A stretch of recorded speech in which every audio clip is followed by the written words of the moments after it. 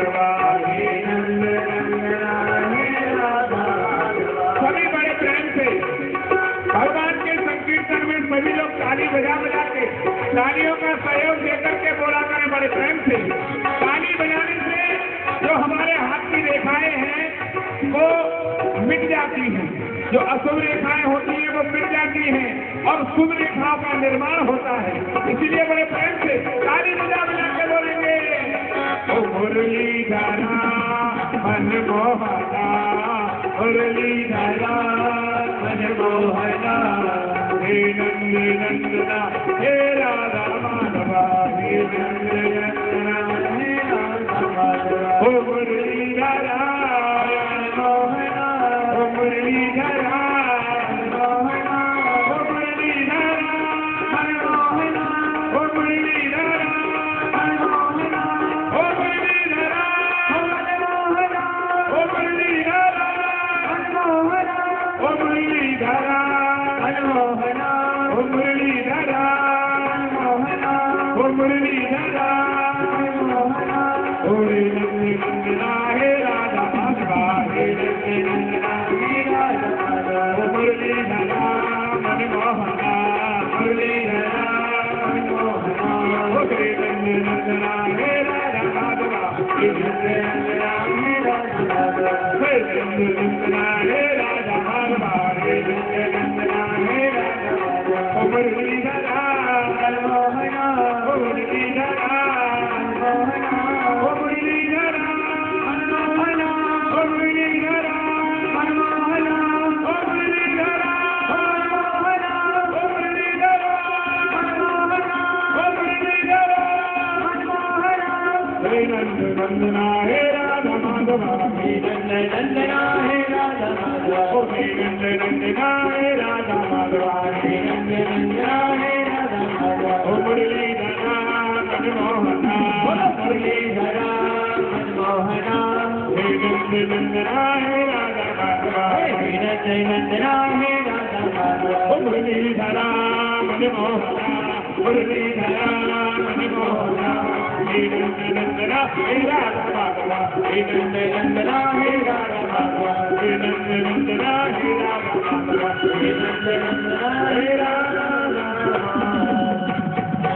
मोहना मुरलीधरा मनमोहना, हे नंद नंदना हे राधा माधवा। जय जय श्री राम, जय जय श्री राम, जय जय श्री राम। श्री राधे।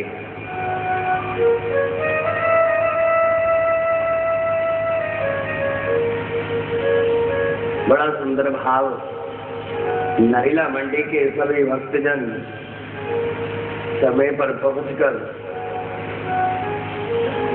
श्रीमद् भागवत कथा का रस स्वादन करते हैं। कल की कथा में आपने सुना कि किस प्रकार माता के गर्भ में जीव का निर्माण होता है और किस प्रकार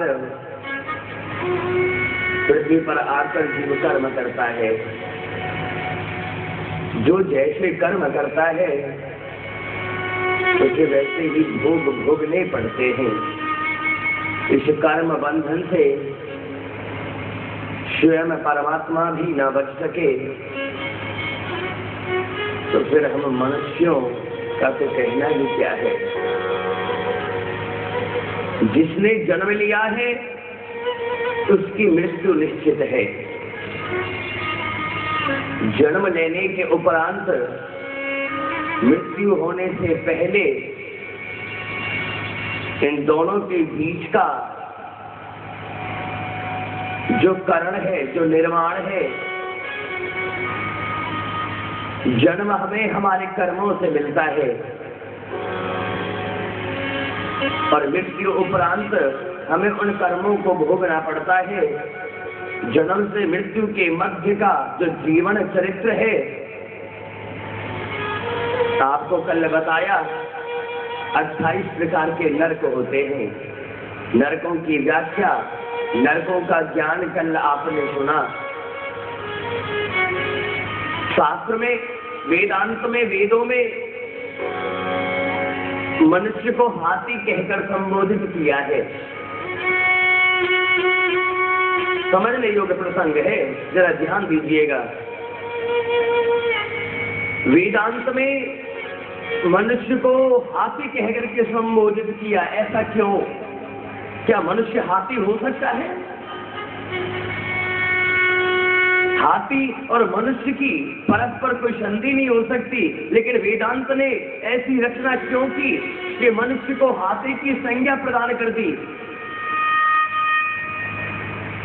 परमहंस सदगुरुदेव श्री सुखदेव जी महाराज कहते हैं कि हे परीक्षित,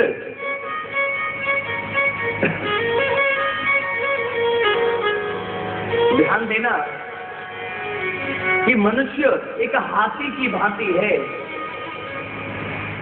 हमारी 5 कर्मेंद्रियां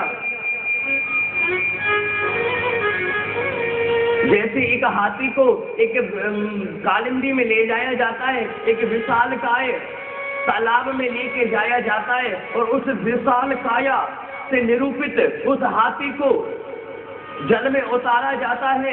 5 महावत मिलकर उस महाहाथी को महास्नान कराते हैं।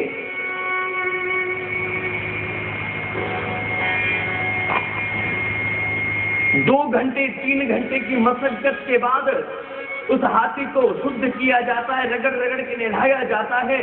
पुनः हाथी जलाशय से बाहर निकलता है, अपनी सूंड से काम वासना की मिट्टी अपने ऊपर डाल लेता है और पुनः अपवित्र हो जाता है। मनुष्य भी उसी प्रकार है। सत्संग की नदी में प्रवेश करता है मनुष्य।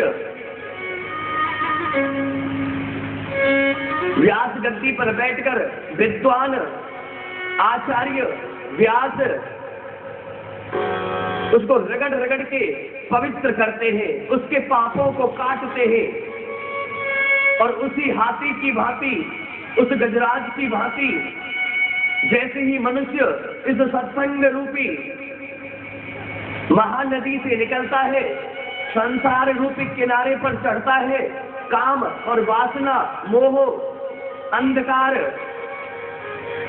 ये आदि व्याधि, दुख, दारिद्र्य आदि इन अपवित्र मिट्टी को अपने ऊपर डाल लेता है और पुनः अपवित्र हो जाता है।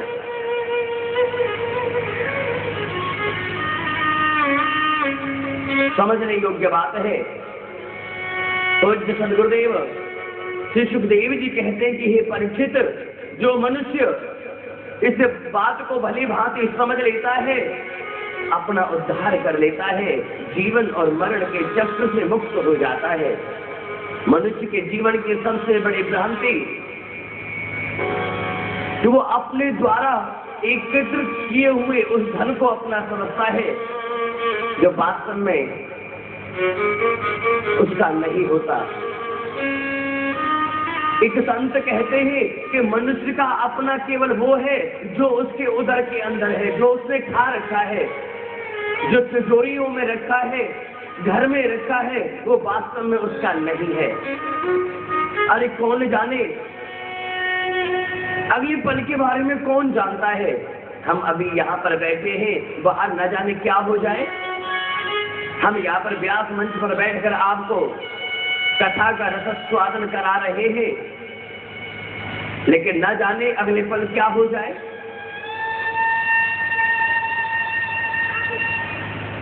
परीक्षित जी पहले ही कह चुके हैं कि हे पूज्य गुरुदेव, मैं कितना सौभाग्यशाली व्यक्ति हूँ।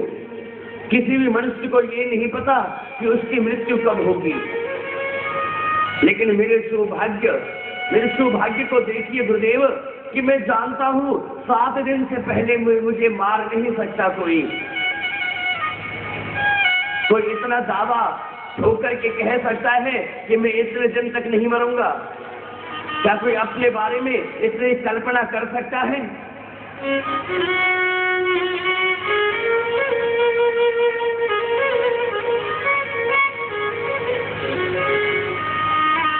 मनुष्य को एक हाथी की संज्ञा प्रदान की है वेदांत ने। मनुष्य में और हाथी में कोई बहुत ज्यादा फर्क नहीं है।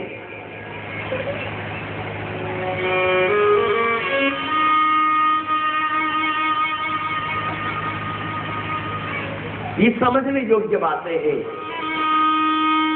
हम संसार में रहते हुए मोह माया में, काम वासनाओं में इतने व्याप्त हैं कि हमें कुछ भी शुभ चरित्र, हमें कुछ भी दिखाई नहीं देता और हम इस संसार के वशीभूत होते जा रहे हैं। कल मैंने आपको बताया था व्यास मंच से कि एक होता है उपाय और एक होता है उपेय।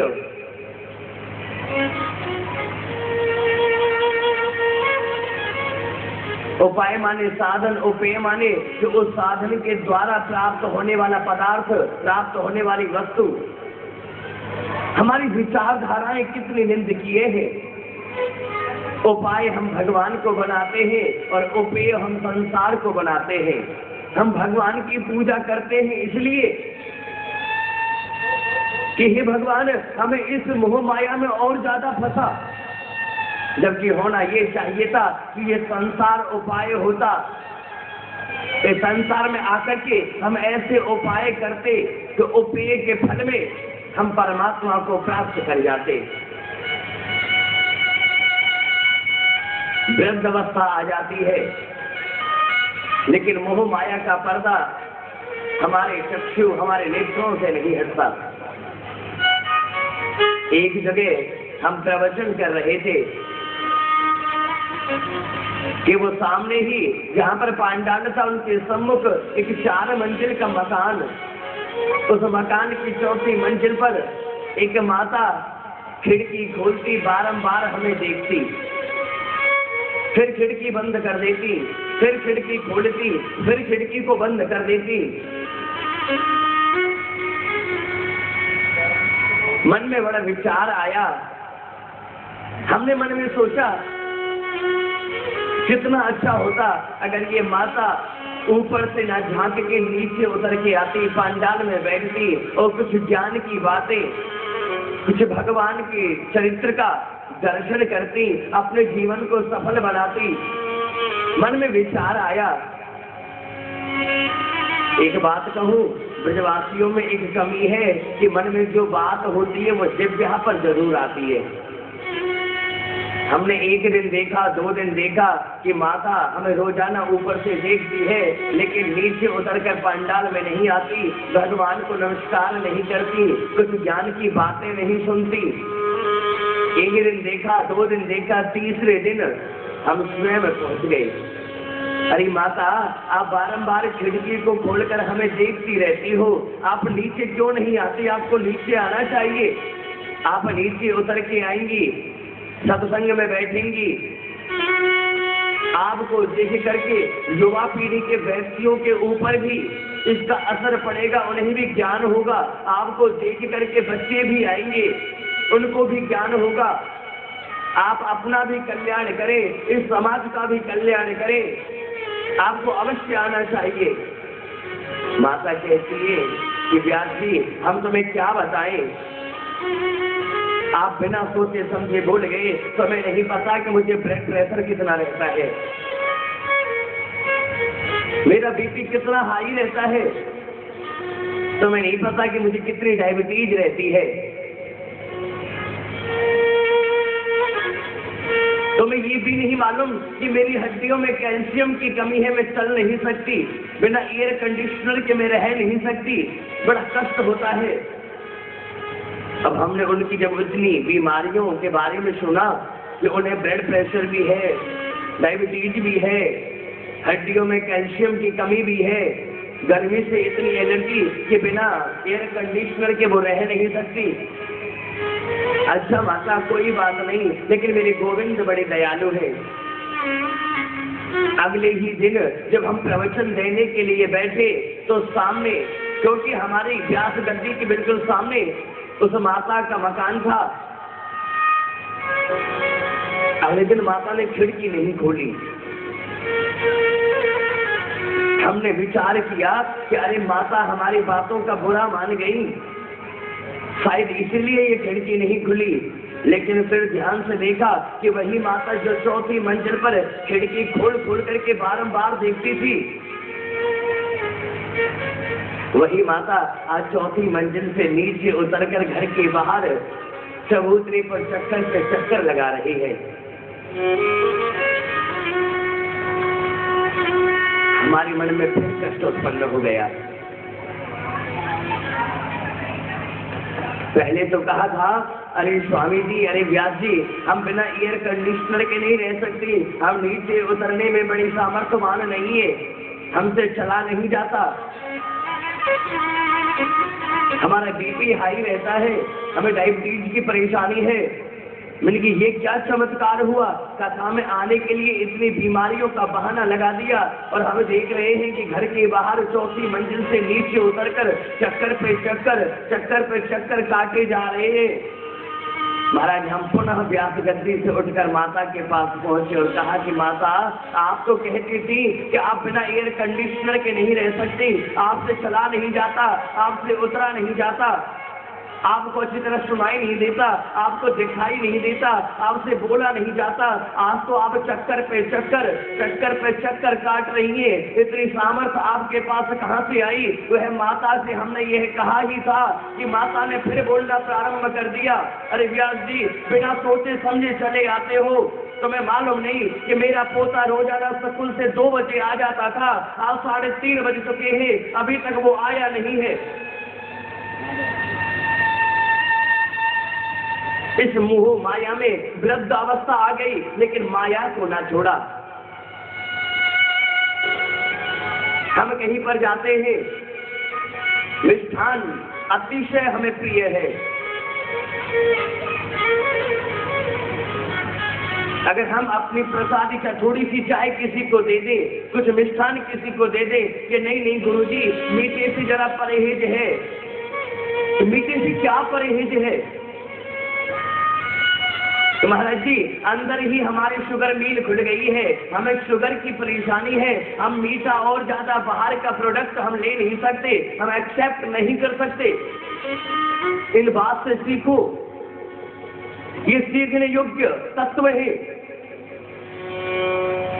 आप किसी भी चीज के ऊपर पहले से ही ध्यान केंद्रित कर लो, या तो मीठे को अपने आप कम कर दो, नहीं तो एक दिन ऐसा आएगा कि मीठा ही तुम्हें छोड़ देगा। तुमने नमक ना छोड़ा, नमक ने तुम्हें छोड़ दिया, तुमने संसार को ना छोड़ा, ये संसार ही एक दिन तुम्हें छोड़ देगा।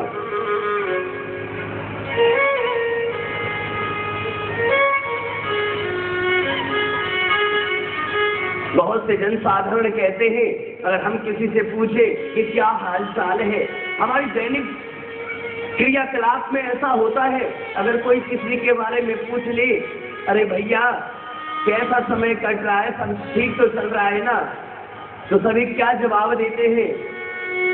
भगवान की कृपा, समय काट रहे हैं। अरे तुम समय को क्या काटोगे, समय तुम्हें काट रहा है, समय ही तुम्हें बर्दाश्त कर रहा है। ये मानव जीवन पाकर और इन भ्रांतियों से अपने आप को धोखा देना छोड़ दो, अपनी आत्मा को प्रताड़ित ना करें, इन बात को समझे कि इन बातों में कितना रहस्य और कितना ज्ञान है। वृद्ध अवस्था आ गई, लेकिन भगवान का भजन करने में बड़ा कष्ट होता है।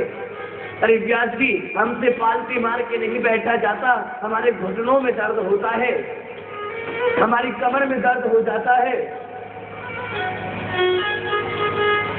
शरीर में बड़ी व्याधि है, बड़ा कष्ट है, बड़ी समस्या है, हम इस समस्या से कैसे छूटे? हमने देखा एक जगह पर 80 साल की अवस्था, एक बुढ़िया माता चारपाई पर लेटी हुई है, ना तो अपने आप उठा जाता है, ना अपने आप चला जाता है। अगर पानी भी पीना होता है तो कोई दूसरा व्यक्ति मुख में गिलास देता है तो कहीं जाकर के जलपान किया जाता है।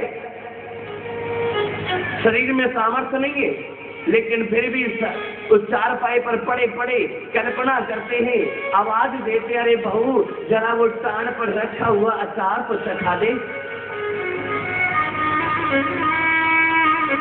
ऐसा भाव हमारे हृदय में विद्यमान, तो दुख का कारण कौन है? उस दुख का कारण भी हम स्वयं है। उस दुख की उत्पत्ति का कारक हम स्वयं है।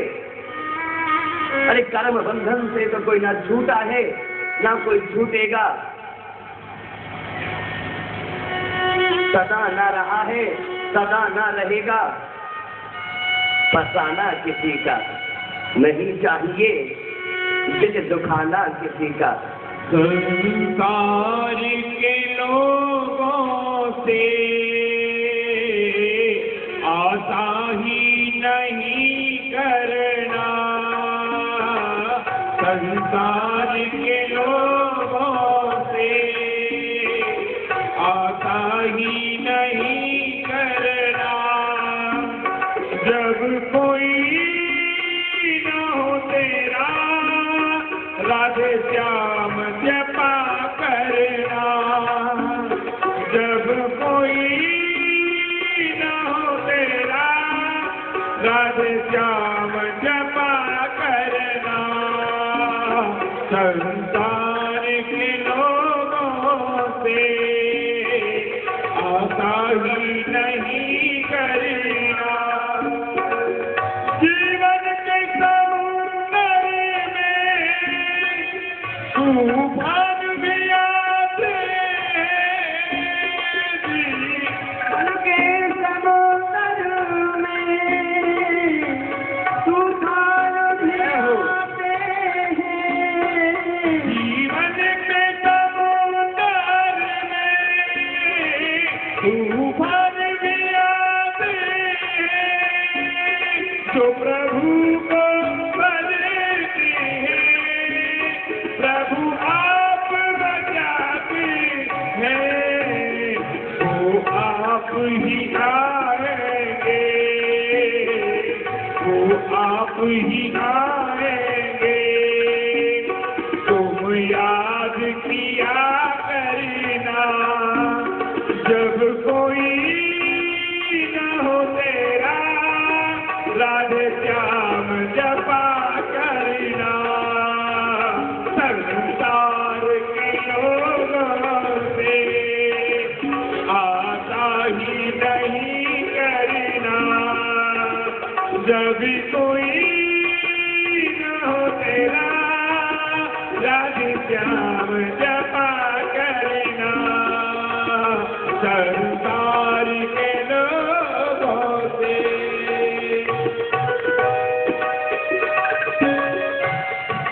राधी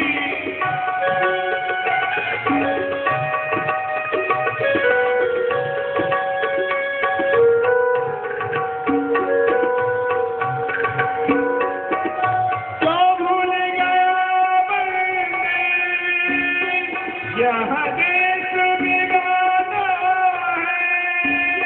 क्यों भूल गया बंदे, यह देश बिगाना है। क्यों भूल गया बंदे, यह देश बिगाना है। यहाँ आकर के बंदे कल वापस जाना है। माया के झमेलों से, माया के झमेलों से दिन रात बचा करना। ओ जब कोई न हो तेरा राधे श्याम जपा करना। संसार के लोगों से आशा ही नहीं करना। राधे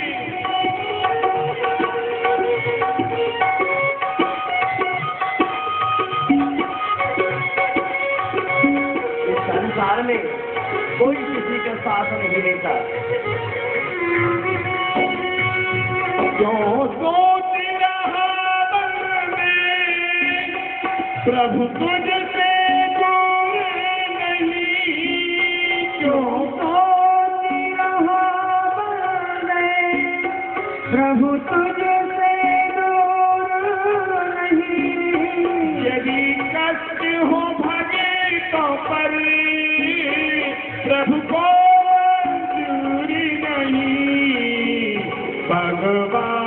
को आता है, भगवान को आता है, भक्तों पे दया करना, हो कभी कोई न हो तेरा, सीताराम जपा करना, संसार के लोगों से आशा ही नहीं करना, हो जब भी कोई न हो तेरा, राधे श्याम जपा करना, संसार के लोगों से आशा नहीं करना, संसार के लोगों से आशा नहीं करना।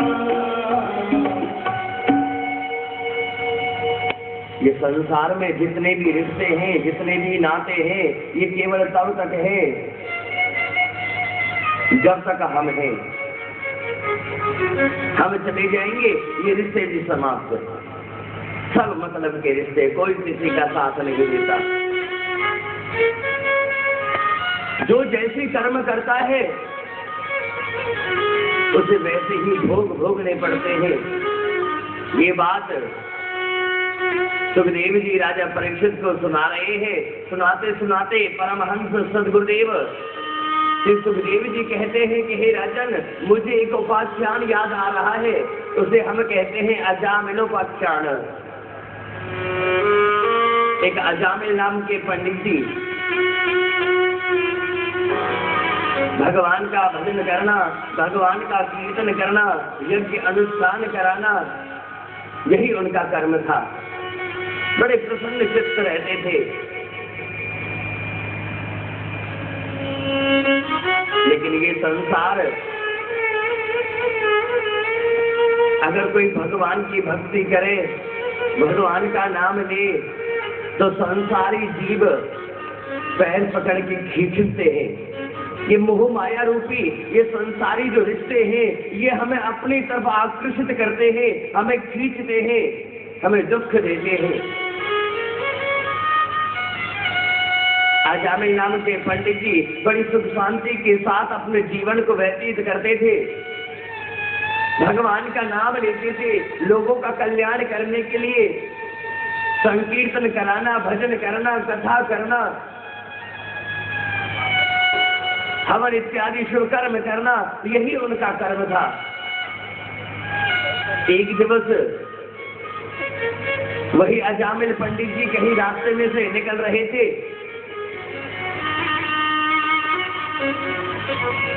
और महाराज रास्ते में जाते समय एक असुर दृश्य देख लिया। उस दृश्य को देख करके वही ब्रह्मज्ञानी अजामिल अपनी बुद्धि को खो बैठा, बुद्धि भ्रष्ट हो गई, संसार की मोह माया थोड़ी ज्यादा पावरफुल है गई, सक्सेसफुल हो गई, और उनका जो ज्ञान था वो ज्ञान रखा ही रह गया, और अज्ञानता की तरफ वही अजामिल नाम के पंडित जी बढ़ गए। देख लिया कि किसी वैश्या को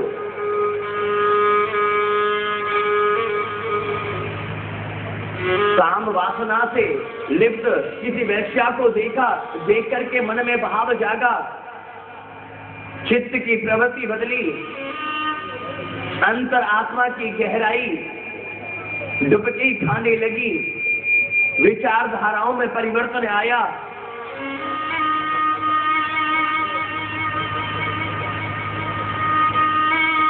वही अजामिल नाम के पंडित जी उस वैश्या को अपने घर में ले आए।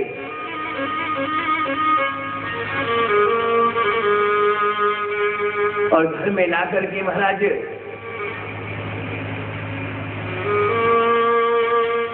रहने लगे।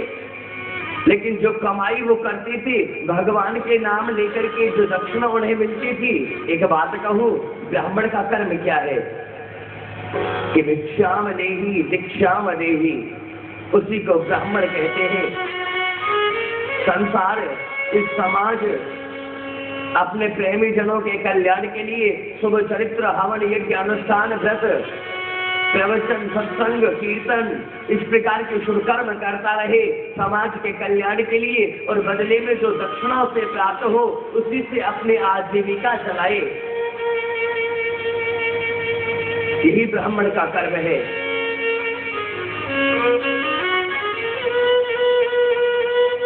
पंडित जी अजामिल भी यही कर्म करते थे, लेकिन जैसे ही स्त्री का प्रादुर्भाव उनके घर में हुआ, मन में लालसाएं बढ़ी, लालच बढ़ा, कामनाएं बढ़ी, ममता के प्रति आसक्त हुआ, मोह माया में फंसने लगा,